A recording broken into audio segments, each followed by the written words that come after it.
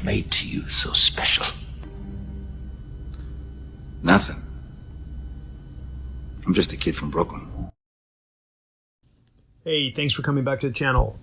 Today I've taken an interview or a series of interviews that were put together by an old friend who I overlapped with in Japan. I met Lisa Timoleone in 1994 in Miyamoto Sensei's class when he was teaching in the afternoon.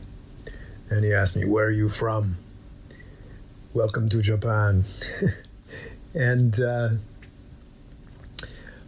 Lisa set up a Zoom video call with a number of old timers, new timers, some timers, and I've just pared this down to just my own speech about my experience there. I'll try to post the entire video. I'm sure it's already online someplace, but it's a bit lengthy. So enjoy, sit back and enjoy, and I just talk about some of my experiences while training at Hombu Dojo. Of course, you can read all about my first year in Japan, my sabbatical year. Went for 15 months. I had no job. I just did Aikido every day, 2, 3, 4, 5 hours a day, and was teaching Aikido, helping a friend of mine teach in Tokyo and various places. And all in my book, Aikido in Japan and the Way Less Traveled, pluggity, plug, plug, plug.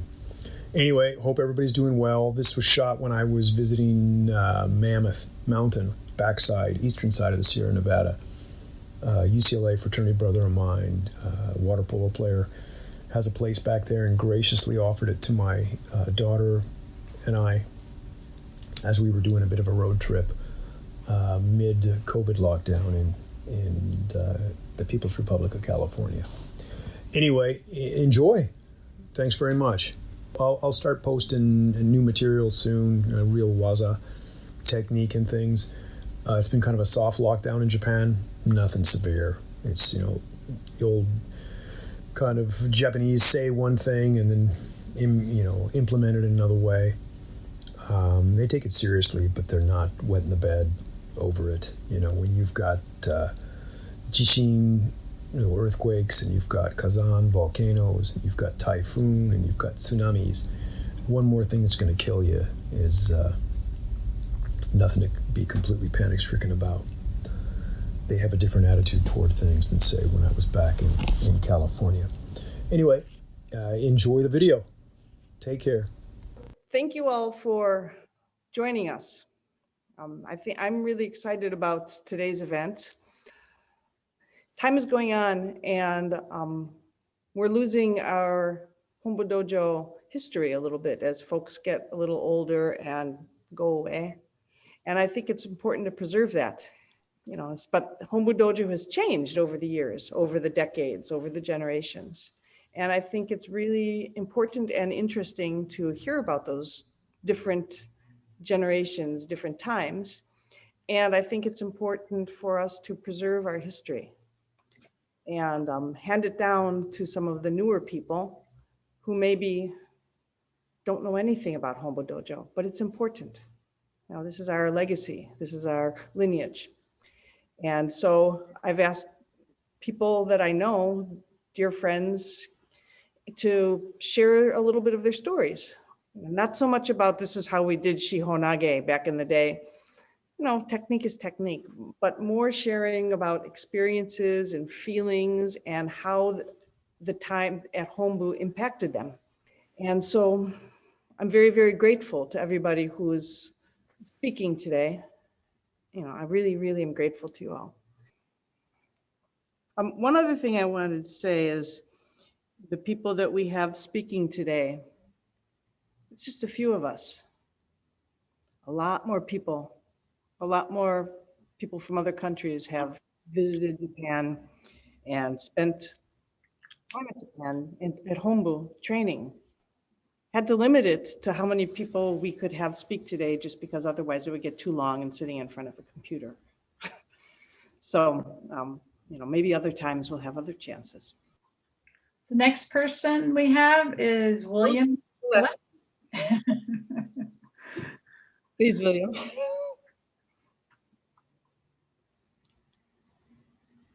Myself. There we go. Can you hear me? Yep. And I know what you're thinking when you're looking at my picture. You're thinking, I thought that guy died at the end of Gran Torino. So anyway, I want to thank Lisa and all the speakers today. It's great to see some of the speakers like Greg Angus and John Brinsley. It's been too long since we spoke to each other, so I hope we can connect after this. And I see Aaron Sorkin's out there, and I saw dear Lisa Klein on the list of speakers. And I'm really grateful Lisa put this together because I think it is important. You know, everything needs a center, and Hombu is a center for Aikikai Aikido. It is what it is, and I think it benefits us to support it rather than to deconstruct it, though that mentality may be indicative of the current age, just to deconstruct and destroy anything. It takes a lot more to try to build things and maintain things. And I would encourage everybody, you know, on the chat to look at Hombu with that perspective. I started Aikido in 1987 in Little Tokyo in Los Angeles. John Brinsley walked into that dojo one day when I was there. And in 92 was the first time I visited Japan. And this kind of got under my skin about moving there, working as a lawyer in downtown LA. So I would go in really early, try to quit early, and then zip over to the dojo, which was in Little Tokyo. And then I visited again in 1994 and stayed longer. I stayed for about a month. And that's when I met Lisa Timoleone in Miyamoto Sensei's class. And Miyamoto Sensei comes over and goes, where are you from? You know, like this.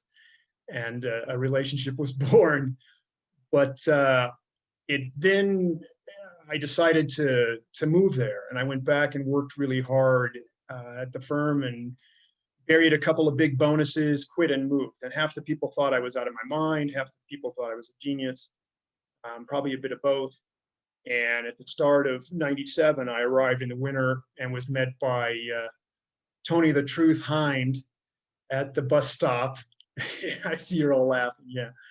Not many people that play winger in first division rugby from Canada and box also do Aikido. So Tony's an experience. He picked me up and I got set up by a number of people with a place to live about 300 meters from Hombu Dojo. I spent about, Ichiman about 10,000 yen buying up everything at a closing Tsuchiya with the help of Stu Ablett, who we call the MacGyver of Tokyo. I mean, you give him anything, he can make an aircraft carrier out of it. But, and then began training. I had no job. For 15 months, all I did was train every day. And 2 to 5 times a day, 2 times a day, I would go with, you know, Tony to help his program teaching around Tokyo. And yeah, I was very focused on the training.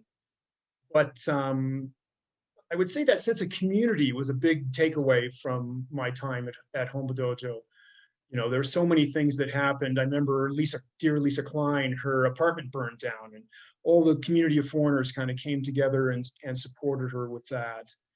And, you know, I remember when my wife ultimately was hospitalized in 2003, a big emergency hospitalization. All the Aikido community, I mean, even Dochu came up and talked to me on the mat during his class, Sawa Sensei and Miyamoto Sensei, Irie Sensei, another dear friend, all went to the hospital to visit her. I mean, literally people organized. I was sleeping after a month in ICU, I was then sleeping on the floor of her room every night. And the Aikido community would come and watch her by her bedside because I trusted nobody at that point in the hospital. And John Brinsley's reading her Harry Potter at night.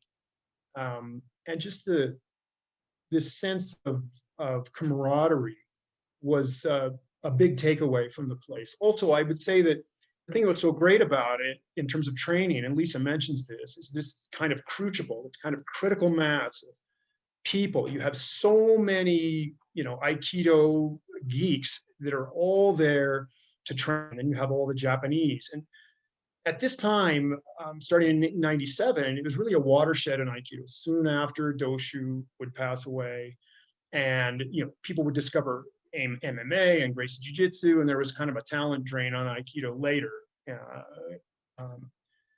post 2000. But at that time, you could have this kind of intense experience, and I echo what Glenn and Make said, that if you sat in the right-hand corner, chikaku, the death corner by the men's changing room, you know, you could really make a bad choice and have an hour of bad road with somebody if you weren't careful. Later, I became that guy. I would bow and then the whole room would part like Moses in the Red Sea.